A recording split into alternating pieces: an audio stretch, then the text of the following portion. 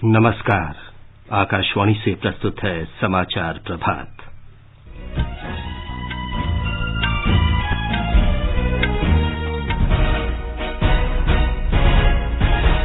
संसद के दोनों सदनों में राष्ट्रपति के अभिभाषण पर धन्यवाद प्रस्ताव पर आज दोबारा चर्चा शुरू होगी। दिल्ली पुलिस ने भारत की छवि धूमिल करने के प्रयास में ट्विटर पर टूल किट बनाने वाले लोगों के खिलाफ एफआईआर दर्ज की। भारतीय रिजर्व बैंक आज अपनी द्विमासिक मौद्रिक नीति की घोषणा करेगा। संयुक्त राष्ट्र सुरक्षा परिषद ने म्यांमार की सेना से आंग सान सूची को रिहा करने को कहा।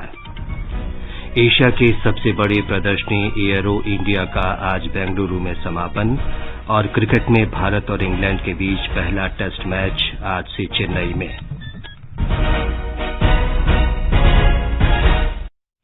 समाचार प्रभात में देवेंद्र त्रिपाठी के साथ मैं विमलेंदु पांडे। कोविड महामारी से देश एकजुट होकर लड़ रहा है। आप भी हमारे साथ सुरक्षा और बचाव के 3 आसान उपायों का संकल्प लें। मास्क पहनें, 2 गज दूरी है जरूरी, सुरक्षित दूरी बनाए रखें और हाथ और मुंह साफ रखें। अब समाचार विस्तार से। संसद के दोनों सदनों की संयुक्त बैठक में आज राष्ट्रपति के अभिभाषण के धन्यवाद प्रस्ताव पर चर्चा फिर शुरू होगी। इसके अलावा सामाजिक न्याय और अधिकारिता विभाग से संबंधित संसद की स्थायी समिति का विवरण भी राज्यसभा में रखा जाएगा। लोकसभा में भी राष्ट्रपति के अभिभाषण के धन्यवाद प्रस्ताव पर परिचर्चा फिर से शुरू होगी। इसके अलावा निजी सदस्य विधायी कार्य को भी सदन की कार्यवाही में शामिल किया गया है। दिल्ली पुलिस ने कहा है कि उसने टूल किट बनाने वालों से संबंधित एफआईआर में किसी का नाम नहीं लिया है। इस किट में भारत की छवि खराब करने की कोशिश की गई थी और इसे पर्यावरण कार्यकर्ता ग्रेटा थनबर्ग के साथ साझा किया गया था।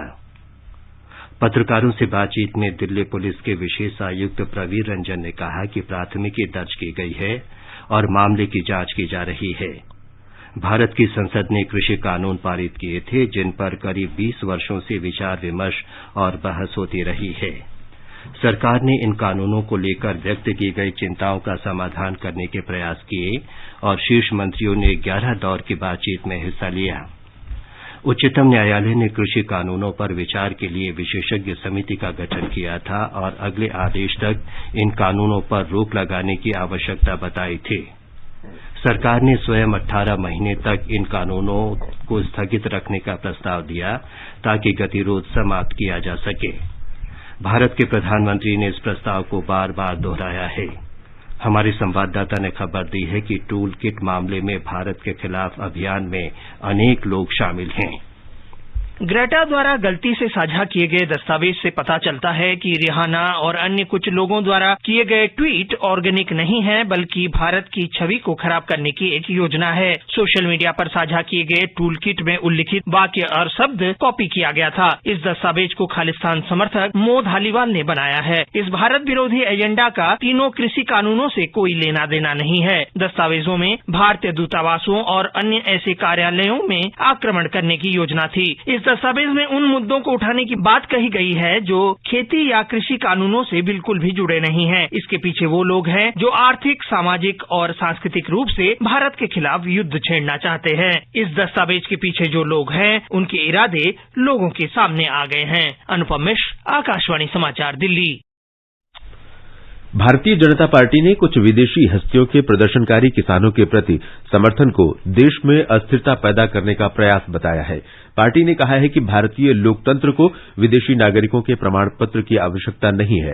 भाजपा प्रवक्ता गौरव भाटिया ने कल नई दिल्ली में पार्टी मुख्यालय में पत्रकारों से कहा कि विरोध करना लोकतांत्रिक है लेकिन भारत के आंतरिक मामलों में विदेशियों का हस्तक्षेप गलत है। उन्होंने कहा कि अगर कुछ लोग देश को कमजोर करने की कोशिश करते हैं तो हम इसे बर्दाश्त नहीं करेंगे। श्री भाटिया ने कहा कि देश ऐसी विदेशी शक्तियों के खिलाफ एकजुट है और उन्हें अपने उद्देश्य में सफल नहीं होने देगा।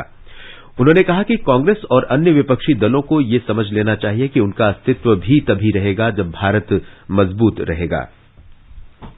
प्रधानमंत्री नरेंद्र मोदी ने कहा है कि चौरी चौरा की घटना विदेशी शासन के खिलाफ जनता का सामूहिक आक्रोश था।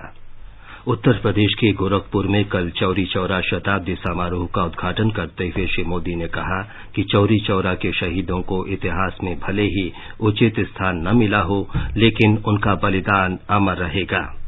उन्होंने कहा कि हम आजादी के 75 साल पूरा करने वाले हैं और ये शताब्दी वर्ष अपने महान सेनानियों को श्रद्धांजलि अर्पित करने का अच्छा अवसर है।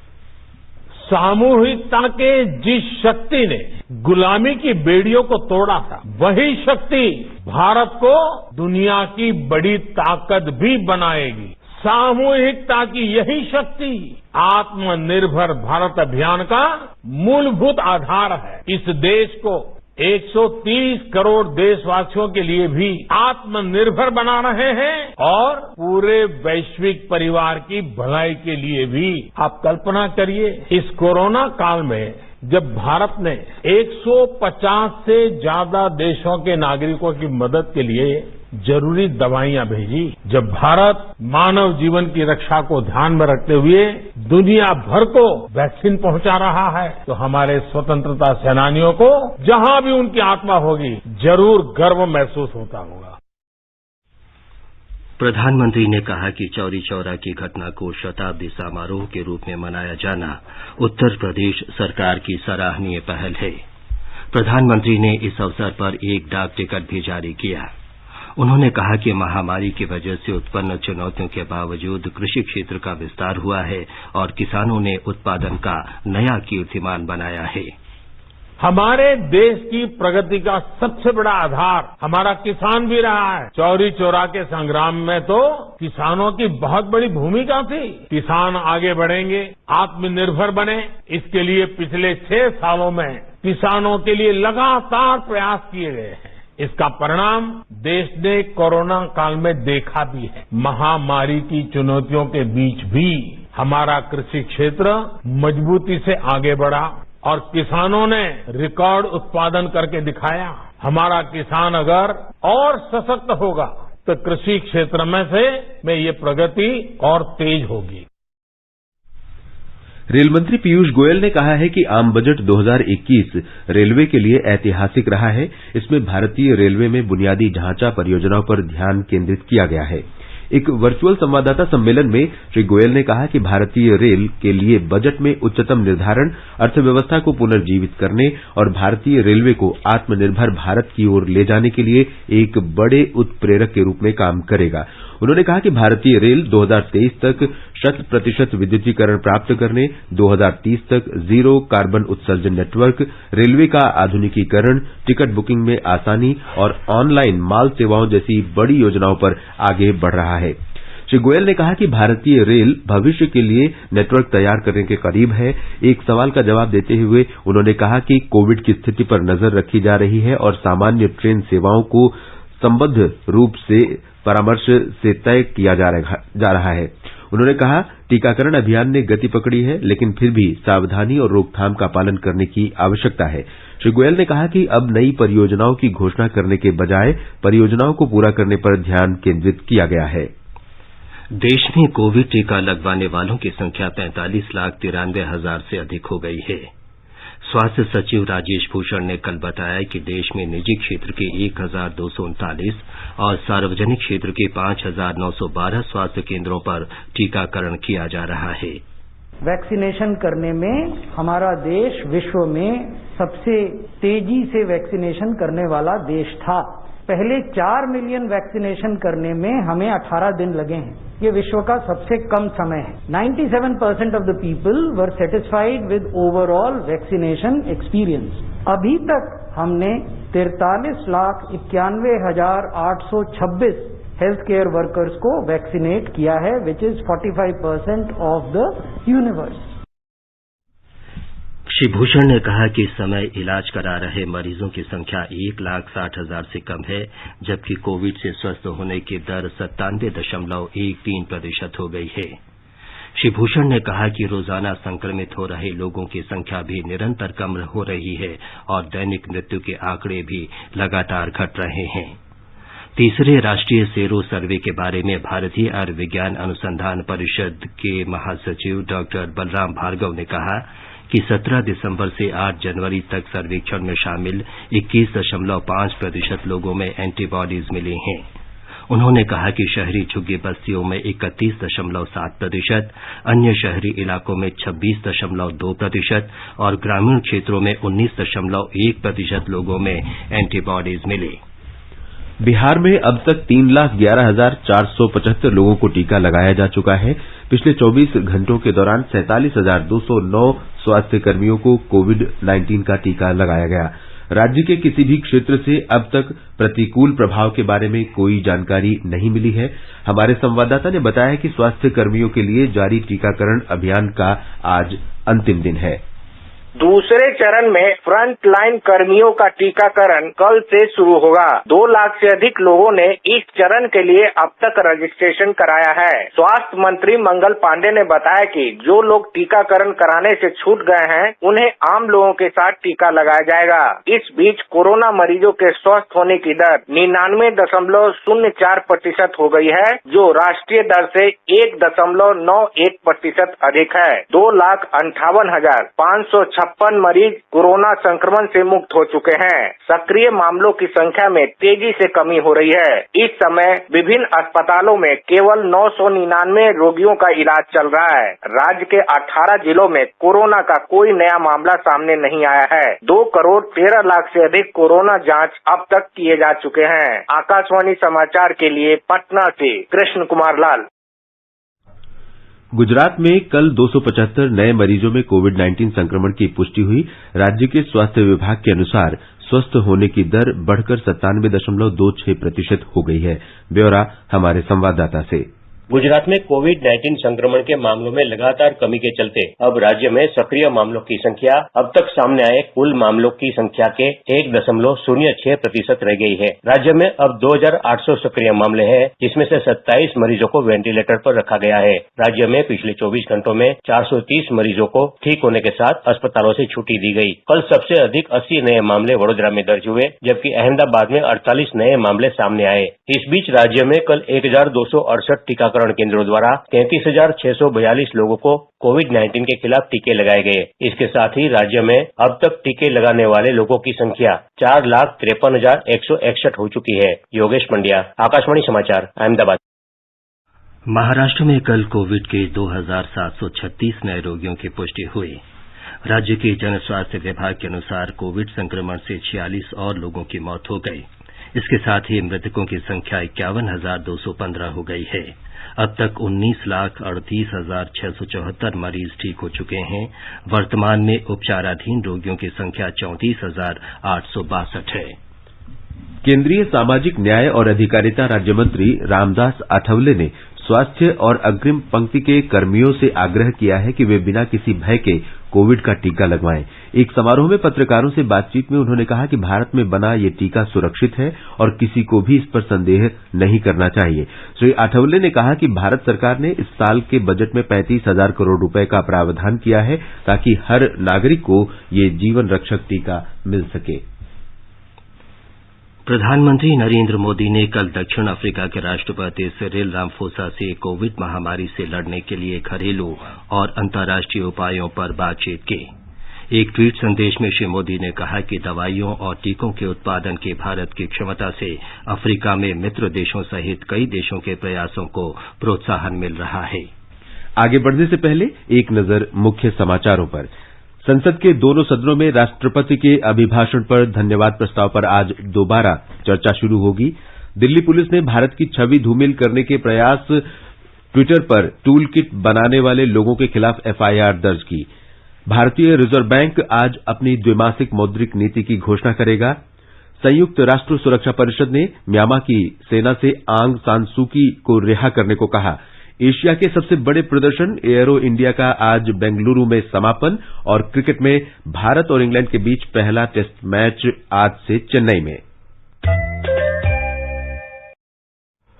भारतीय रिजर्व बैंक वर्ष 2020-21 की अंतिम द्विमासिक मौद्रिक नीति की आज घोषणा करेगा। रिजर्व बैंक के गवर्नर शक्तिकांत दास की अध्यक्षता में 6 सदस्यों की मौद्रिक नीति समिति की बैठक आज सुबह होगी। श्री दास दोपहर 12 बजे संवाददाता सम्मेलन को संबोधित करेंगे। केंद्रीय बैंक की मौद्रिक नीति समिति ने इससे पहले अपनी 3 बैठकों में ब्याज दर में कोई बदलाव नहीं किया था। रेपो दर 4% और रिवर्स रेपो दर 3.35% पर बरकरार रखे गए थे। एशिया की सबसे बड़ी हवाई प्रदर्शनी एयरो इंडिया का आज बेंगलुरु में समापन हो रहा है। इस कार्यक्रम में राष्ट्रपति रामनाथ कोविंद शामिल होंगे। समापन के अवसर पर एक समारोह भी होगा जहां देश में रक्षा उत्पादन को बढ़ावा देने के लिए 200 से अधिक समझौता ज्ञापनों पर हस्ताक्षर किए जाएंगे। आज तीसरे दिन भारतीय और विदेशी लड़ाकू विमान अपनी प्रस्तुति देंगे। राष्ट्रीय कृषि बाजार ई-नैम में पारदर्शिता और इसके कारण कृषि बाजारों में आई प्रतिस्पर्धा को ध्यान में रखते हुए सरकार ने 2021-22 के केंद्रीय बजट में 1000 और मंडियों को ई-नैम प्लेटफॉर्म से जोड़ने का प्रस्ताव किया है। कृषि उपज विपणन समितियों को आधारभूत सुविधाएं बढ़ाने के लिए कृषि आधारभूत कोष से धन दिया जाएगा। ई-नैम कृषि उपज के व्यापार में एक ऐसा अनूठा प्रयास है जिसके माध्यम से किसानों के बहुत से बाजारों और खरीदारों तक पहुंच हो सकेगी। हमारे संवाददाता ने बताया है कि इससे व्यापार में पारदर्शिता आएगी और सुधार के अतिरिक्त कृषि उपज के लिए एक राष्ट्र एक बाजार की अवधारणा विकसित हो सकेगी। ई-नैम योजना का उद्देश्य किसानों द्वारा बेचे जाने वाले कृषि उत्पादों की प्रक्रिया में सुधार लाना है ताकि दूर दराज में बैठे किसानों तक इसका लाभ पहुंच सके। इस पहल के जरिए किसानों को बिना किसी अतिरिक्त लागत के उनके उत्पादों की बेहतर कीमत प्राप्त होती है, जिससे उनकी आय भी बढ़ती है। अब तक 18 राज्यों और 3 केंद्र शासित प्रदेशों में 1000 मंडियों को इस प्लेटफॉर्म से जोड़ा जा चुका है। इसके तहत 1,69,00,000 से अधिक किसान और 1,55,000 व्यापारी पंजीकृत हैं। इस ऑनलाइन और पारदर्शी बिडिंग प्रक्रिया में किसान व्यापार के प्रति उत्साहित हो रहे हैं। आनंद कुमार, आकाशवाणी समाचार, दिल्ली। जम्मू कश्मीर के उपराज्यपाल मनोज सिन्हा ने केंद्र शासित प्रदेश में महत्वाकांक्षी स्मार्ट सिटी परियोजना में तेजी लाने को कहा है। उन्होंने ये बात कल जम्मू के सिविल सचिवालय में प्रशासनिक सचिवों, स्मार्ट सिटी परियोजना के विशेषज्ञों और अन्य संबद्ध पक्षों के साथ एक उच्चस्तरीय बैठक की अध्यक्षता करते हुए कही। देश भर में 15 फरवरी तक स्वच्छता पखवाड़ा आयोजित किया जा रहा है। महाराष्ट्र सरकार ने स्वच्छता को बढ़ावा देने के उद्देश्य से राज्य के विभिन्न नगरों में ठोस कचरा प्रबंधन के लिए भूमि आवंटन का निर्णय लिया है। हमारे संवाददाता ने बताया है कि इससे 150 से अधिक नगर पालिकाओं और नगर पंचायतों को लाभ होगा। राज्य के अनेक शहरों को ठोस अपशिष्ट के प्रबंधन में समस्याओं का सामना करना पड़ रहा है। बहुत जगहों पर ठोस अपशिष्ट प्रबंधन के लिए परिणामकारक पद्धतियों के अभाव में स्थानीय प्रशासन और गांव वालों के बीच में गंभीर विवाद निर्माण हो गया है। कुछ नगर निगमों के पास ठोस अपशिष्ट प्रबंधन हेतु जगह की कमी है। इस सभी का परिणाम ठोस अपशिष्ट प्रबंधन पर हो रहा है। राज्य के बहुत नगर निगम इस तरह की समस्याओं से जूझ रहे हैं। ठोस अपशिष्ट प्रबंधन के अभाव में बहुत नगर निगमों को सरकार से निधि प्राप्त करने में कठिनाइयां आ रही है। यह नगर निगम सरकार के पास जमीन की मांग कर रहे हैं। राज्य की 150 से ज्यादा नगर निगमों ने आम सभा में इस तरह का प्रस्ताव पारित कर जिलाधिकारियों को भेज दिया है। इसको ध्यान में रखते हुए राज्य सरकार ने ठोस अपशिष्ट प्रबंधन हेतु नगर निगमों को जमीन प्रदान करने के लिए सभी अधिकार जिलाधिकारियों को प्रदान किए हैं। महाराष्ट्र के राजस्व मंत्री बाला साहेब थोरात ने कहा है कि राज्य के अनेक छोटे नगर निगम तथा नगर पंचायतों को इसका लाभ मिलेगा। जीवन भावसार, आकाशवाणी समाचार, मुंबई। केंद्र शासित प्रदेश जम्मू कश्मीर के जम्मू संभाग के आयुक्त संजीव वर्मा ने कल वीडियो कॉन्फ्रेंस के जरिए जम्मू श्रीनगर राष्ट्रीय राजमार्ग 44 पर नशरी और बनिहाल के बीच 4 लेन कार्यों की समीक्षा की। हमारे संवाददाता के अनुसार संभागीय आयुक्त ने नशरी से बनिहाल खंड में भूमि अधिग्रहण में हुई प्रगति की विस्तृत समीक्षा की। प्रधानमंत्री कार्यालय में राज्य मंत्री डॉक्टर जितेंद्र सिंह ने कहा है कि बनिहाल काजीगुंड सुरंग का काम लगभग पूरा होने को है और जल्द ही इसे देश को समर्पित कर दिया जाएगा। हमारे संवाददाता के अनुसार डॉक्टर सिंह ने एक ट्वीट में कहा कि जम्मू श्रीनगर राष्ट्रीय राजमार्ग NH-44 पर बन रही सुरंग जल्द ही लोगों को समर्पित कर दी जाएगी। ये बताना जरूरी है कि बनिहाल काजीगुंड सुरंग 8.5 किलोमीटर लंबी होने के साथ ही 1790 मीटर की ऊंचाई पर स्थित है। गुजरात में राज्य सरकार ने टाटा समूह से भारतीय कौशल संस्थान IIS की स्थापना पर काम शुरू करने के लिए कहा है। टाटा समूह की उच्चाधिकार प्राप्त टीम और गुजरात सरकार के वरिष्ठ अधिकारियों के बीच कल गांधीनगर में संपन्न हुई बैठक के दौरान इस बात से अवगत कराया गया। आईआईएस की स्थापना गुजरात के श्रम और रोजगार विभाग टाटा समूह के साथ मिलकर गांधीनगर के नैशमेद गांव में कर रहा है। राज्य सरकार ने भारतीय कौशल संस्थान को शुरू करने के लिए टाटा समूह को करीब 20 एकड़ जमीन आवंटित की है। प्रधानमंत्री नरेंद्र मोदी कल सुबह वीडियो कॉन्फ्रेंसिंग के माध्यम से गुजरात उच्च न्यायालय के हीरक जयंती समारोह को संबोधित करेंगे। वे इस अवसर पर उच्च न्यायालय की स्थापना के 60 वर्ष पूरे होने पर एक स्मारक डाक टिकट भी जारी करेंगे। इस अवसर पर विधि और न्याय मंत्री रविशंकर प्रसाद, उच्चतम न्यायालय और गुजरात उच्च न्यायालय के न्यायाधीश तथा गुजरात के मुख्यमंत्री विजय रूपाणी भी उपस्थित रहेंगे। केंद्र की 3 सदस्यीय अंतर मंत्रालय टीम ने कल तमिलनाडु के दक्षिणी जिलों में जनवरी में हुई बेमौसम बारिश के कारण हुए नुकसान का 2 दिवसीय आकलन शुरू किया। तूतीकोरिन, विरुधुनगर और तिरुनेलवेली जिलों में बारिश से 3,42,000 एकड़ से अधिक कृषि और बागवानी फसलों को नुकसान पहुंचा है।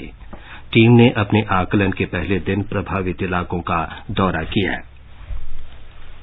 संयुक्त राष्ट्र सुरक्षा परिषद ने सेना द्वारा हिरासत में ली गई म्यांमार की नेता आंग सान सू ची और अन्य लोगों को रिहा करने का आह्वान किया है। उसने देश में आपात स्थिति पर भी चिंता व्यक्त की है। 15 सदस्यों की परिषद ने म्यांमार की स्थिति पर अपने पहले वक्तव्य में सर्वसम्मति से लोकतांत्रिक संस्थानों और प्रक्रियाओं को बनाए रखने की आवश्यकता पर बल दिया है। परिषद ने कहा है कि हिंसा से बचने और मानवाधिकारों, मौलिक स्वतंत्रता और कानून के शासन का पूरी तरह से सम्मान किया जाना चाहिए। चीन से संबंधित संयुक्त राष्ट्र मिशन के एक प्रवक्ता ने कहा कि सुरक्षा परिषद के वक्तव्य में महत्वपूर्ण संदेशों को सभी पक्षों द्वारा ध्यान में रखा जाना चाहिए। नोबेल शांति पुरस्कार विजेता 75 वर्षीय सू ची सोमवार को गिरफ्तारी के बाद से नजर नहीं आई हैं। लोकतंत्र के लिए म्यांमार में बदलाव के दौर को उस समय आघात पहुंचा जब सेना के कमांडर मिन ऑग हलाइंग ने नवंबर में हुए चुनावों में अनियमितताओं के आरोप लगाते हुए सत्ता संभाली। इस चुनाव में सू ची की पार्टी ने भारी बहुमत से जीत हासिल की थी। उधर म्यांमार के सैन्य शासकों ने फेसबुक को ब्लॉक कर दिया ताकि लोग उससे संपर्क में न रहें। अधिकारियों ने कहा कि देश में स्थिरता बनाए रखने के लिए सोशल मीडिया प्लेटफॉर्म पर रोक लगाई गई है। इस बीच अमेरिका के राष्ट्रीय सुरक्षा सलाहकार जैक सुलिवन ने कहा कि बाइडेन प्रशासन म्यांमार में तख्तापलट के बारे में कार्यकारी आदेश देने पर विचार कर रहा है, जिसमें कुछ प्रतिबंध शामिल हो सकते हैं। समाचार कक्ष से अलका सिंह। भारत में कोरोना वायरस का पहला मामला सामने आने के बाद से ही आकाशवाणी देश के नागरिकों के बीच कोविड-19 के बारे में जागरूकता फैलाने की अगुवाई कर रहा है। लोक प्रसारक की भूमिका को ध्यान में रखते हुए आकाशवाणी ने पिछले वर्ष मार्च में एक विशेष लोक संवाद कार्यक्रम कोरोना जागरूकता श्रृंखला शुरू की थी। इस कार्यक्रम की 300वीं कड़ी आज प्रसारित की जा रही है। यह एक सीधा फोन इन कार्यक्रम है जिसमें प्रमुख चिकित्सा विशेषज्ञ कोविड-19 से संबंधित लोगों के प्रश्नों का उत्तर देते हैं। अखिल भारतीय आयुर्विज्ञान संस्थान दिल्ली, गोविंद वल्लभ पंत अस्पताल, राम मनोहर लोहिया अस्पताल, सफदरजंग अस्पताल, मैक्स अस्पताल, गंगाराम हॉस्पिटल, निमहंस बेंगलुरु के साथ ही कई अन्य केंद्रों ने देश भर के नागरिकों से मिले सवालों का उत्तर दिया है।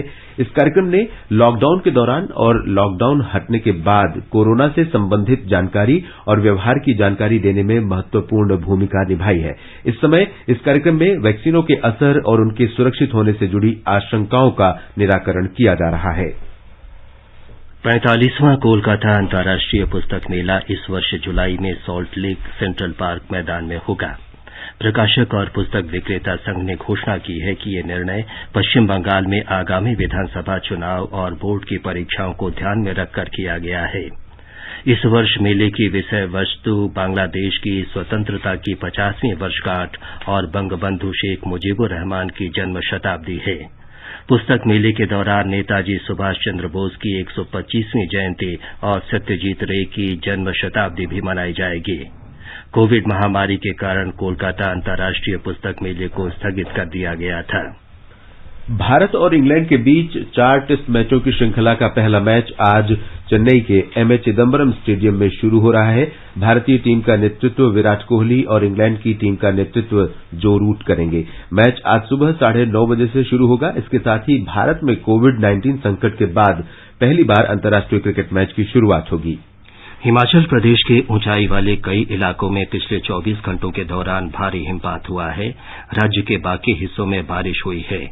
शिमला में 50 सेंटीमीटर हिमपात हुआ, जो फरवरी महीने में पिछले 30 वर्ष में दूसरा सबसे भारी हिमपात है।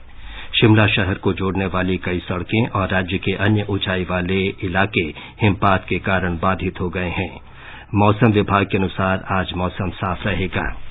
उत्तराखंड में पिछले 24 घंटों के दौरान बर्फबारी होने और बारिश के कारण तापमान में गिरावट दर्ज की गई है। रिपोर्ट के अनुसार केदारनाथ, बद्रीनाथ और इसके आसपास के पहाड़ी इलाकों में कल भारी बर्फबारी हुई। ये समाचार हमारी वेबसाइट newsonair.com/hindi पर भी उपलब्ध हैं। देवेंद्र, बताएं कि आज के समाचार पत्रों में क्या विशेष है। जी विमलेंदु, चौरी चौरा शताब्दी समारोह में प्रधानमंत्री नरेंद्र मोदी का बयान अखबारों की अहम खबर है। दैनिक जागरण की सुर्खी है, किसान प्रगति के आधार, कोई नहीं छीन सकता उनकी जमीन। प्रधानमंत्री ने किसानों को दिलाया भरोसा, कृषि को बनाएंगे लाभदायक व्यापार।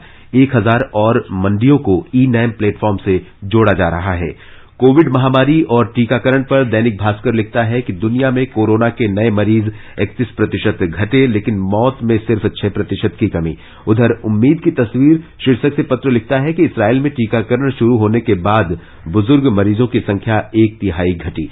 नवभारत टाइम्स केंद्रीय स्वास्थ्य सचिव राजीव भूषण के बयान का उल्लेख करते हुए सचेत करता है, खबरदार, कोरोना की एक और लहर का खतरा टला नहीं। कई देशों में ये बीमारी कई बार चरम पर पहुंची।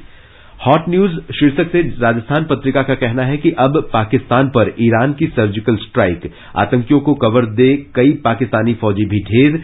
ईरान ने काफी अंदर घुसकर आतंकियों को मारा, जैशुल अदर की कमर टूटी। दैनिक जागरण की खबर है, भूमि विवाद में नहीं फंसेंगे इंफ्रा प्रोजेक्ट, सरकार मॉडल रेगुलेशन एक्ट लाने की तैयारी में, राज्यों की भी होगी जिम्मेदारी। जमीन के विवाद में 25 लाख हेक्टेयर भूमि फंसी, 14 लाख करोड़ रुपए के निवेश अटके। अमर उजाला का कहना है कि अब ड्रोन से होगा फसल बीमा के दावों का निपटारा। धान और गेहूं की अधिक पैदावार वाले 100 जिलों में देश की सबसे बड़ी प्रायोगिक परियोजना। कृषि विभाग के प्रस्ताव पर नागरिक उड्डयन महानिदेशालय ने दी मंजूरी। वृक्षों की सही कीमत आंकने की सुप्रीम कोर्ट की विशेषज्ञ समिति की सिफारिश पर नवभारत टाइम्स की टिप्पणी है, लकड़ी नहीं है पेड़। समिति ने पेड़ से निकलने वाली लकड़ी की मात्रा के आधार पर उनका मूल्यांकन करने की परिपाटी को गलत बताया। समिति ने कहा कि पूरे परिवेश में पेड़ों के योगदान को ध्यान में रखते हुए कीमत तय की जानी चाहिए। अंत में मुख्य समाचार एक बार फिर। संसद के दोनों सदनों में राष्ट्रपति के अभिभाषण पर धन्यवाद प्रस्ताव पर आज दोबारा चर्चा शुरू होगी। दिल्ली पुलिस ने भारत की छवि धूमिल करने के दुष्प्रयास में ट्विटर पर टूल किट बनाने वाले लोगों के खिलाफ FIR दर्ज की। भारतीय रिजर्व बैंक आज अपनी द्विमासिक मौद्रिक नीति की घोषणा करेगा। संयुक्त राष्ट्र सुरक्षा परिषद ने म्यांमार की सेना से आंग सान सूची को रिहा करने को कहा। एशिया की सबसे बड़ी हवाई प्रदर्शनी एयरो इंडिया का आज बेंगलुरु में समापन। और क्रिकेट में भारत और इंग्लैंड के बीच पहला टेस्ट मैच आज से चेन्नई में। इसके साथ ही समाचार प्रभात का ये अंक समाप्त हुआ। नमस्कार।